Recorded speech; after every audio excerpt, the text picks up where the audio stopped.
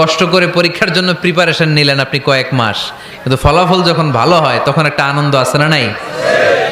সারাদিন রোজা রাখলেন রমজানে, কি কষ্ট, তৃষ্ণায় গলা ফেটে যায়, কিন্তু ইফতারির সময় যখন রুহাবজা শরবতটা খাই কেমন লাগে? একটা আনন্দ আছে না নাই? এজন্য আল্লাহ বললেন فَإِنَّ مَعَ الْعُسْرِ يُسْرًا إِنَّ مَعَ الْعُسْرِ يُسْرًا। ও নবী, কষ্টের দিন মক্কায় অল্প কিছু দিন, মদিনাতে আনন্দের দিন অপেক্ষা করছে। আমাদের জীবনে যদি দুঃখ কষ্ট আসে আমরা ধৈর্য ধরবো, তাওয়াক্কুল করবো একজনের উপর, তিনি কে?